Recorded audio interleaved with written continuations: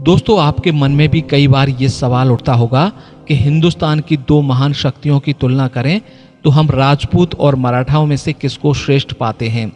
निस्संदेह ये दोनों ही शक्तियां श्रेष्ठ थीं और हम अगर तुलना करें तो राजपूत और मराठाओं में बहुत अंतर है।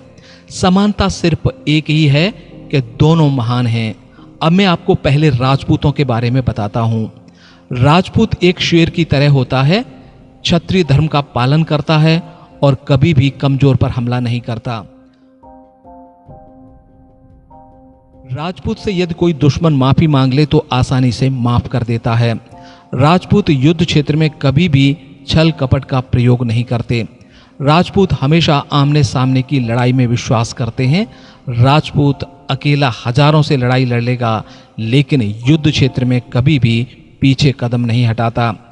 राजपूत कभी भी भागते हुए दुश्मन की पीठ पर वार नहीं करता। एक राजपूत के लिए आन बान शान और युद्ध में अपनी मातृभूमि के लिए जान देना शान समझी जाती है। एक राजपूत युद्ध क्षेत्र में कभी भी पीठ नहीं दिखाता और सीने पर वार सहकर मरना पसंद करते हैं। राजपूत एक दिलेर कौम है, पर स्वभाव शेर के जैसा। जिस प्रकार शेर झुंड में रहना पसंद नहीं करते, वयस्क होने पर अपना एक एरिया बना लेते हैं, राजपूतों में भी वही प्रवृत्ति पाई जाती है। राजपूत एकल रहना और एकल लड़ना पसंद करते हैं। युद्ध क्षेत्र में दिमाग पर कम और अपनी ताकत पर भरोसा ज्यादा करते हैं। दोस्तों, अब मैं आपको युद्ध क्षेत्र में राजपूतों के कारनामे बताता हूं। राजपूत बप्पा रावल ने भारत में इस्लामिक आक्रमण को हराया और फिर इस्लामिक देशों में घुसकर अरब देशों तक अपना परचम लहराया। राजपूत 600 सालों तक अपने क्षत्रिय धर्म का पालन करते रहे और आमने सामने की लड़ाई में 600 सालों तक इस्लामिक आक्रमणकारियों को भारत में नहीं घुसने दिया। राजपूत सम्राट पृथ्वीराज चौहान ने तो 16 बार मोहम्मद गोरी को हराया। महाराणा कुंभा राजपूत योद्धा को कोई हरा नहीं सका, जिंदगी भर वो अपराजय रहे। राणा सांगा जैसे जुझारू योद्धा शरीर पर 80 घाव खाकर एक आंख और एक पांव गंवाकर भी 100 से ज्यादा युद्ध लड़ते रहे। महाराणा प्रताप जैसे राजपूत वीर योद्धा जैसा तो आज तक दुनिया में कोई पैदा ही नहीं हुआ। महाराणा प्रताप की तलवार की ताकत इतनी थी कि दुश्मन के साथ घोड़ा भी 2 टुकड़े हो जाता था। महाराणा प्रताप का खौफ इतना था कि अकबर भी कभी महाराणा प्रताप के सामने युद्ध करने नहीं आया। महाराणा प्रताप ने हल्दी घाटी का युद्ध जिस तरह लड़ा, वह कलिंग के बाद दूसरा सबसे घातक युद्ध था। युद्ध में अगर आमने सामने की लड़ाई की बात करें तो राजपूत योद्धाओं की तुलना दुनिया के किसी भी योद्धाओं से नहीं की जा सकती। राजपूत भारत में ही नहीं, दुनिया में सर्वश्रेष्ठ हैं। अब सवाल ये आता है कि राजपूत दुनिया में सर्वश्रेष्ठ हैं तो फिर भारत में इस्लाम कैसे प्रवेश कर गया? तो इसका सीधा सा जवाब है कि राजपूत कभी भी खुद को एकजुट नहीं कर सके और छोटे छोटे राज्य बड़े राज्यों से कब तक मुकाबला करते। बाबर ने भी कहा था, राजपूत लड़ना मरना तो जानते हैं, पर युद्ध कैसे जीता जाता है नहीं जानते। युद्ध के लिए परिस्थितियों के अनुसार रणनीति बनाना नहीं आता, बस हर युद्ध में खुद को झोंक देते हैं। यही कारण है कि राजपूतों के युद्ध जीतने का प्रतिशत मराठाओं से काफी कम है। अब हम बात करते हैं मराठा शक्ति की। भारत में मराठा ही थे जिन्होंने मुगलों को चुनौती दी, और अगर मराठों को राजपूतों का सहयोग मिला होता तो हिंदुस्तान का इतिहास आज कुछ और होता।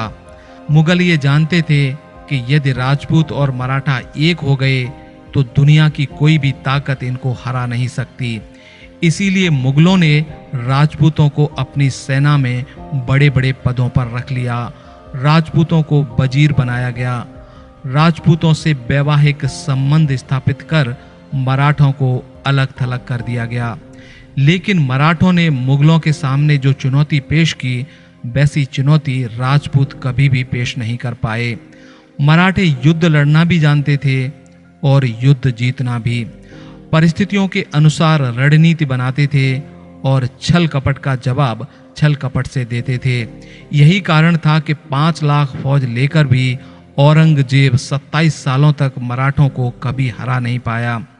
दोस्तों, मराठों के अंदर हिंदुस्तान की 36 जातियों के योद्धा थे, जिनमें भारी संख्या में राजपूत भी थे।